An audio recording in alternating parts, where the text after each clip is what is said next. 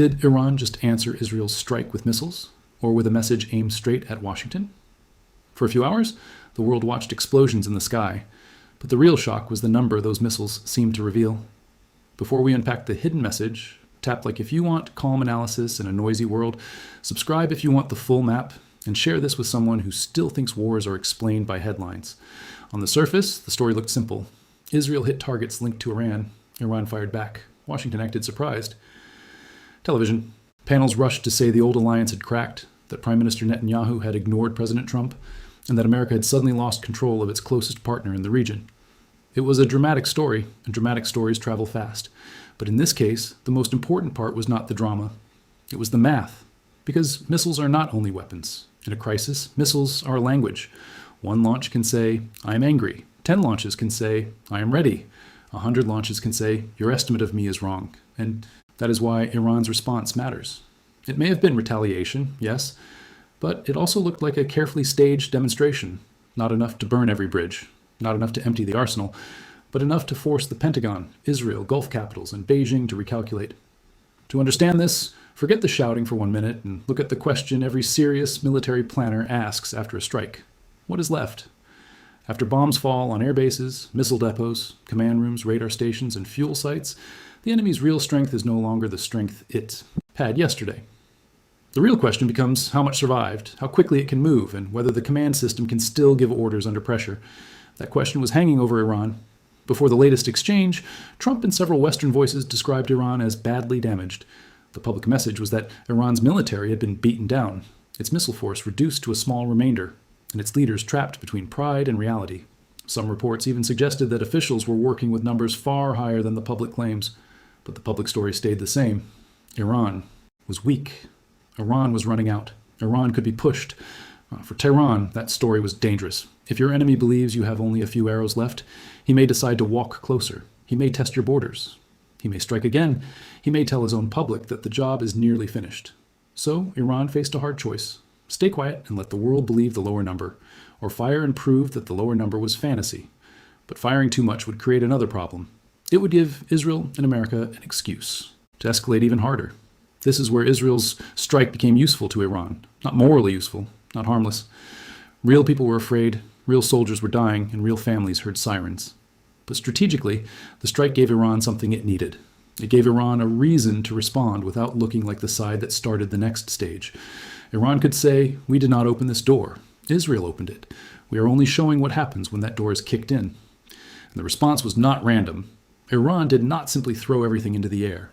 It launched in waves. It chose military targets, especially sites connected to air power and defense systems. It used enough volume to be seen, enough range to be measured, and enough coordination to make one point impossible to ignore. The missile force was not dead. The command network was not broken. The launch crews were not hiding in panic. They were still connected, still trained, and still able to fire on schedule. This is the part that changes the whole story. Many people think Iran showed America its missile count by accident. They imagine Tehran getting angry, pushing buttons, and revealing too much. But a state like Iran does not survive decades of sanctions, assassinations, cyber attacks, and airstrikes by being careless with its most important deterrent. Iran knows that every missile in the sky is counted. It knows American ships, satellites, radars, and Israeli interceptors are recording the speed, angle, path, and accuracy of every launch. So why launch at all? Because sometimes being counted is the point. If your opponent has written down the wrong number and that wrong number makes war more likely, you may choose to correct the number in public, not by publishing a spreadsheet, not by holding a press conference, by making the sky itself become the spreadsheet. Think of it like a card game, but with terrible stakes. If everyone at the table thinks you have two strong cards, they may try to force you out. If you show one strong card, they pause. If you show too many, you lose the surprise. Iran's job was to reveal enough strength to stop a false belief, while keeping enough mystery to preserve fear. That balance is the heart of deterrence. Now, place that beside the political theater around Trump and Netanyahu. Trump needed to look like the man trying to prevent a wider war. He had spoken as if Washington was in charge and Israel would have to listen. Netanyahu needed the opposite image. He needed to look independent, tough, and unwilling to wait for permission from anyone. Each leader had a domestic audience watching. Each leader needed a different movie playing on the screen. The media loved that movie. It was easy to describe. Trump ordered, Netanyahu ignored, America was embarrassed, Israel went rogue. But if America was truly shocked. The next question is simple. Where was the punishment? Washington has many tools. It can delay weapons. It can slow intelligence sharing. It can change the air defense umbrella. It can speak in public with real anger. Yet after the strike, the machinery of protection did not suddenly stop. That does not prove every phone call was scripted. Real governments argue. Leaders misread each other. Allies can fight in public and in private. But it does mean we should be careful before accepting the simple version. If two actors appear to disagree, but every important system beneath them keeps working in the same direction, then the disagreement may be partly real and partly useful. It may be a safety curtain, not the stage. Under that curtain, Iran saw something else. It saw a chance to speak directly to the people in Washington who do not care about speeches, only about numbers. The Pentagon does not make plans from television emotion. It looks at launch rates, interception costs, reload time, survivability, and whether the enemy can keep firing after the first wave. Iran's message was built for that audience. Missile count is not just the number sitting in warehouses. That is the childish version of the question. A real missile count has many layers. How many launchers survived? How many crews can reach them? How many missiles are ready, not just stored? How many can be fired at once? How many can be fired again after 1 hour? How many can avoid interception? How many are accurate enough to matter? Iran did not need to show the whole answer. It only needed to show that the old answer was wrong. This is why the wave pattern mattered. A single missile could be dismissed as symbolic. A huge all-out barrage could be called desperation. But repeated waves tell a different story. They say the launch chain still works after the first alarm. They say commanders can coordinate timing. They say storage sites were not all destroyed. They say radar suppression and air defense pressure can be sustained. In plain English, they say, we are not finished. Israel and America also learned something from the intercepts. Every incoming missile forces a choice. Which one is dangerous? Which one is a decoy? Which interceptor is worth spending? How many missiles can the defense system handle before it gets tired? These are not academic questions. Interceptors are expensive. Launchers need reloading. Crews need sleep. Radar coverage has limits. A country can have a beautiful defense system on paper and still face a nightmare when too many objects arrive from too many directions. So the same event had two meanings. For the United States and Israel, it was a live test of Iranian capability and Allied defense. For Iran, it was a warning label attached to the next step of the war. Tehran was saying, if you keep striking, do not build your plan on the belief that only a small part of our arsenal remains. Build your plan on the fear that most of it may still be waiting. If this kind of breakdown helps you see past the smoke, give the video a quiet thumbs up, subscribe for the next map, and send it to a friend who follows world events. Now let us talk about the number itself. Public statements around war are often designed to shape mood, not to educate the public. When a leader says the enemy has been mostly destroyed, he is not only reporting a fact. He is creating confidence. He is telling markets to stay calm, allies to stay close, and enemies to think twice. But if intelligence circles believe the surviving capability is much larger than the public line, then a gap opens. That gap is dangerous. Imagine the public is told Iran has about 1/5 of its missile force left, while planners privately worry the real figure may be closer to 2/3 or more. I'm not asking you to treat any single number as sacred. Wartime numbers are always uncertain. Depots are hidden. Launchers move. Missiles are buried. Factories can repair. But the distance between 1/5 and 2/3 is not a small mistake. It is the distance between confidence and caution. Iran's launches were designed to widen that caution. They did not have to prove an exact total. They only had to make the lower estimate look reckless. That is a subtle but powerful move. If Washington cannot be sure the arsenal is nearly gone, then every future strike carries a larger price. If Israel cannot be sure Iran is near empty, then every new operation risks a bigger reply. Uncertainty becomes Iran's shield. There's another reason Iran needed to move quickly. Speed itself is a message. Slow retaliation suggests confusion, debate, damage, or fear. Fast retaliation suggests the opposite. It says the red lines were already written. It says local commanders knew what to do. It says the chain of command had prepared for this exact moment. Even if Tehran took political responsibility, the military system appeared ready before the cameras caught up. This matters, because modern war often begins with a dream of decapitation. Strike the headquarters, kill the commanders, break the network, blind the radars. Then the enemy freezes. Iran's answer was meant to attack that dream. By firing in organized waves after being hit, it was saying, you may damage our buildings, but you have not removed our ability to answer. You may kill leaders, but you have not killed the system. That system is often described as distributed defense. In simple words, Iran does not want one brain that can be destroyed in one room. It wants many smaller brains, spread across provinces, bases, tunnels, and units, with some authority prepared in advance. This does not make Iran invincible. Nothing does. but it makes Iran harder to silence. And in this crisis, that was the message, we are not a single switch you can turn off. Israel's strike also gave Iran a cleaner diplomatic posture. If Iran had launched missiles first, many governments would have lined up to condemn it. But after an Israeli strike, Iran could frame the response as limited defense. That does not mean everyone believed Iran. It does not make the region safer, but it matters in diplomacy. Countries that dislike Iran still fear a regional fire. They are more likely to accept restraint language when the response is tied to a previous strike. That is why the target choice was so important. When a state wants to show rage, it may target symbols. When it wants to force terror, it may target cities. When it wants to send a military message, it targets military infrastructure. Iran's choice signaled that the response was serious, but still bounded.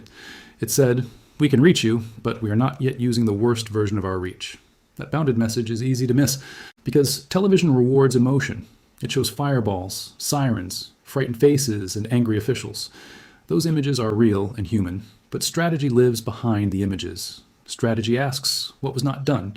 Iran did not fire everything. Israel did not immediately receive a public American punishment. Washington did not cut the defense link. Each absence is a clue. In geopolitics, silence and restraint can speak as loudly as explosions. Now zoom out beyond Israel and Iran. The United States watches this crisis through a global lens. Iran is not only a Middle Eastern power, it is part of energy routes, sanctions networks, Russian supply lines, Chinese oil security, and the balance around the Persian Gulf. If Iran looks weak, pressure on China and Russia increases. If Iran looks strong, that pressure becomes riskier. So the missile count is not only about Israel's safety, it is about the world economy. Oil traders understand this faster than many politicians. They do not need speeches. They look at risk. Can tankers move? Can Hormuz stay open? Can Gulf states remain calm? Can insurance prices hold? Can the United States keep energy flowing while funding its own debt and supporting allies?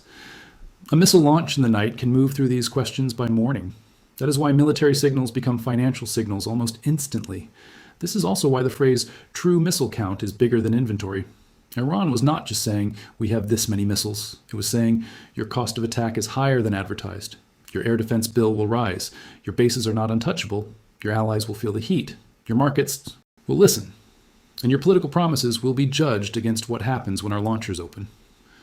Professor Zhang Shuiqin's larger point, as I understand it, is not that Iran suddenly became stronger in one night. It is that Iran used a moment created by its enemy to correct the strategic story. Israel wanted to show it could hit. Iran wanted to show it could still answer. America wanted to measure the battlefield. Iran wanted America to measure it, but not comfortably. That is a far more complex picture than a simple revenge strike. And complexity matters because bad analysis can kill people. If leaders believe their enemy is weaker than it is, they take risks they would not take with better information.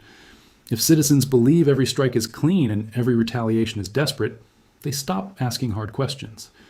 If media turns war into a contest of personalities, Trump versus Netanyahu, strongman versus strongman, the deeper machinery stays hidden. The deeper machinery is this. Israel may act with its own fear, anger, politics, and ambition. America may act with its own global strategy.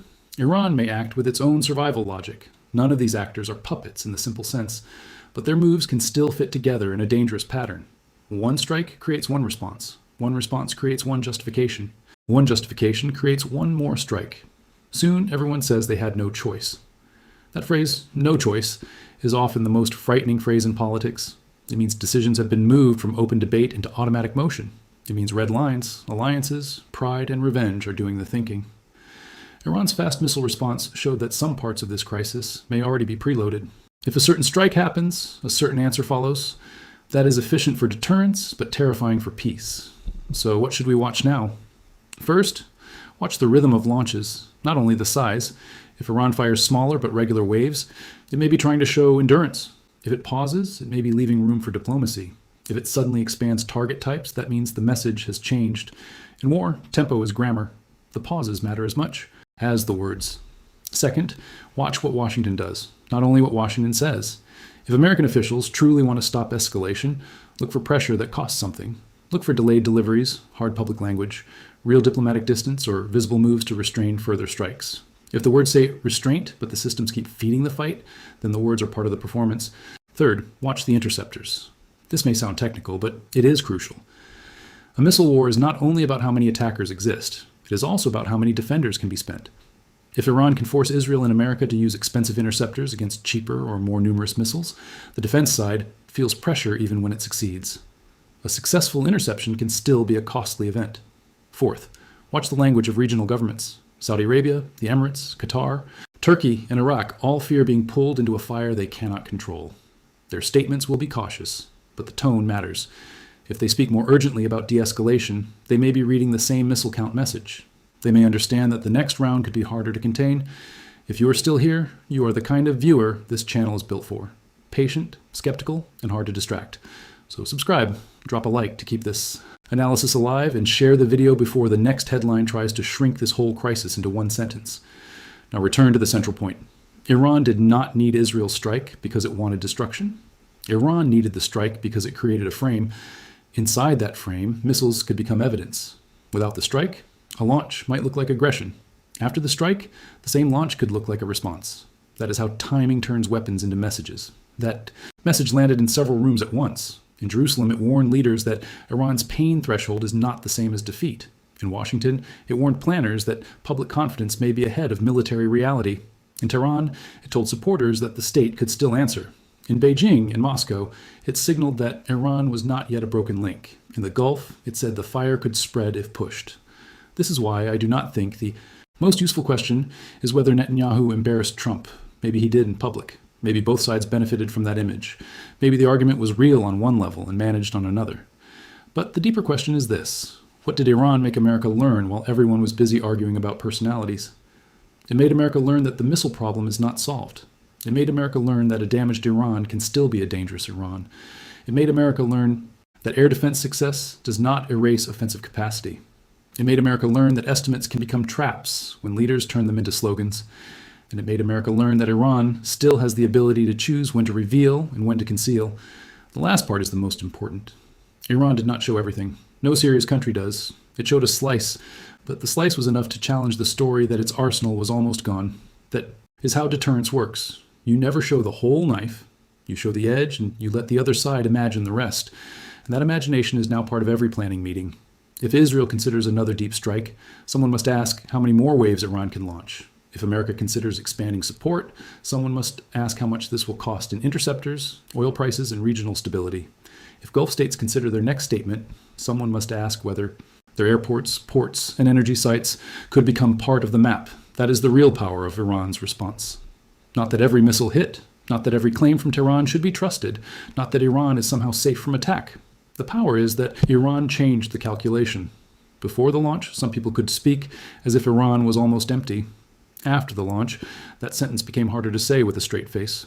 There is a lesson here for all of us watching from far away. Do not confuse noise with control. Do not confuse public insults with real breaks. Do not confuse interception videos with strategic victory. And never confuse a country's silence before a strike with weakness after it. In this region, silence can be preparation. Delay can be positioning. A response can be both revenge and a report. The world wanted a simple story about who disobeyed whom. Iran used the moment to tell a harder story. It said, count again. Count the launchers you missed. Count the crews still alive. Count the tunnels you did not find. Count the cost of every interceptor. Count the oil risk. Count the political risk. Count the chance that the next wave is larger. That is why Israel's strike may be remembered not only for what it destroyed, but for what it allowed Iran to reveal. A battlefield is not just a place where armies exchange fire. It is a place where governments exchange messages under the cover of fire. This time, the message was written in missile trails across the night sky, and it was addressed less to the cameras than to the calculators.